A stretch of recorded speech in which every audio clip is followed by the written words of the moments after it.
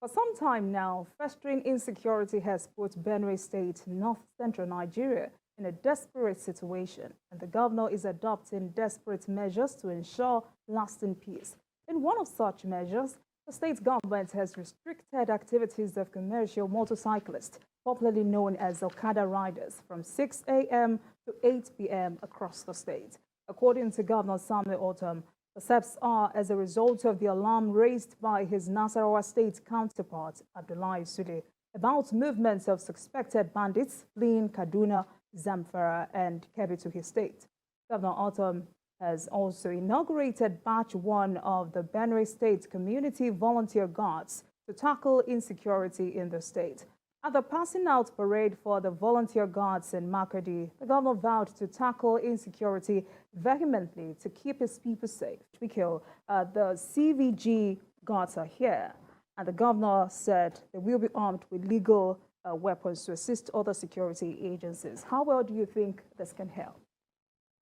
Yes, I think that anyone who has been monitoring the progress of Amotekun in the southwest, especially Ondo and Osun states, will see the value of having an home-sourced security outfit. You can't keep waiting for federal security agencies to assist you. Your own people understand the terrain better. They know their communities inside out. And the information that the federal police may not have, or troops, soldiers, whether they are special forces or whatever you call them, may not have about your state. The people in your state that you have recruited, that you have groomed, will have such information in abundance. Look at the success that we have recorded with the civilian JTF in Borno State. No one can argue that the civilian JTF has not been a success. And they have paid with their lives. More than 1,000 of them have been killed. But they understand Borno State more than anyone. In fact, the activities of civilian JTF chased Boko Haram out of Maiduguri metropolis. They were not living in Sambisa before. Their activities, because they were going to their houses and fishing them out, those boys took to their heels and began to hide in Sambisa. That's how they are. In the past, if you were inside a taxi in Borno State and you abused Boko Haram, you will be shocked that they'll just come to your house and simply pick you up. Because they were living with the people. I remember those who were building, I think, an extension to the palace of the El Kanemi. They came in the night and slaughtered them. Such killings within Maiduguri metropolis were common. Remember also when there was, I think during Jonathan era, when there was a town hall meeting and some women and other people spoke at that meeting. As soon as the meeting ended, they went to kill those people for merely expressing their opinion. That was the era when Boko Haram lived with people inside Maiduguri metropolis. But civilian JTF flushed them out of the metropolis.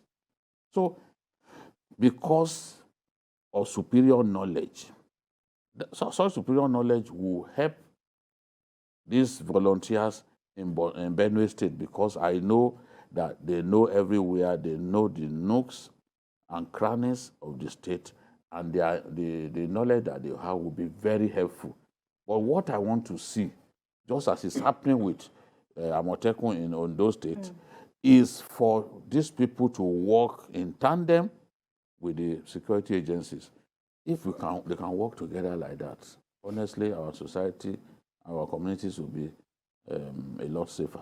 All right, Dari, before I come to you, please let's quickly see the inauguration of the volunteer guards.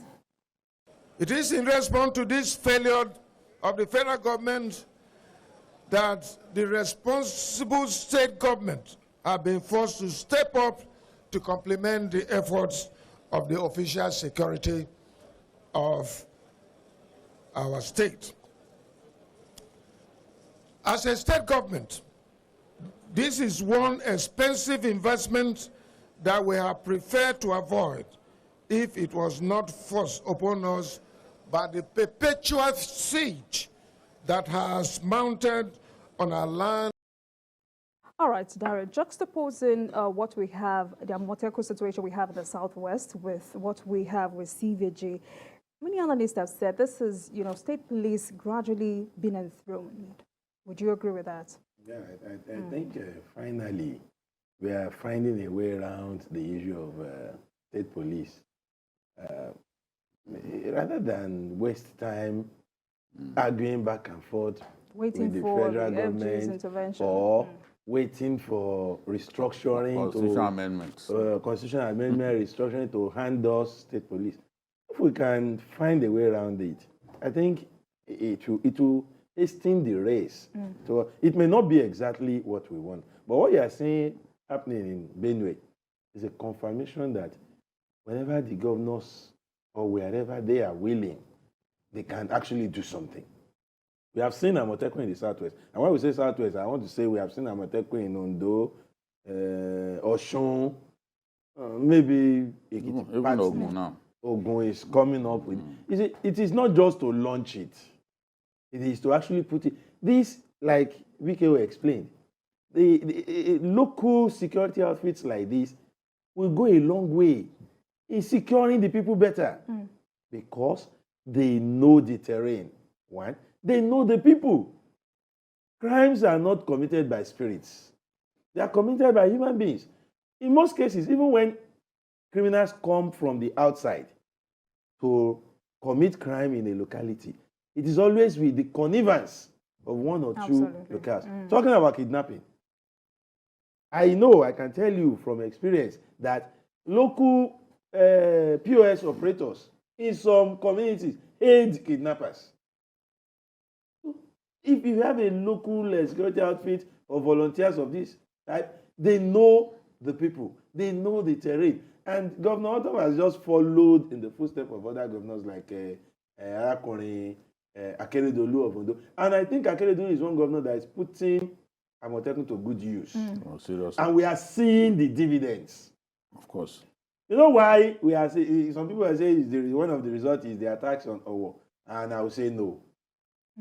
We are seeing Owo because the local network is actually working. There have been many attacks in part of this country in similar fold that we did not get to really hear of. I agree with you. So, where you have the governor taking the destiny of his people in his arm in this manner, whatever name it is given, you see, when it was Amotekun, there were a lot of debates about name. It should be this. There were a lot of debates about whether it should carry arms or not. You can see that we are not having that because gradually we are coming to see that let us have the formations first. How they will operate, what they will use, who they will liaise with, will be secondary. We will sort all that. In Kano, there are local security outfits, and they are doing well.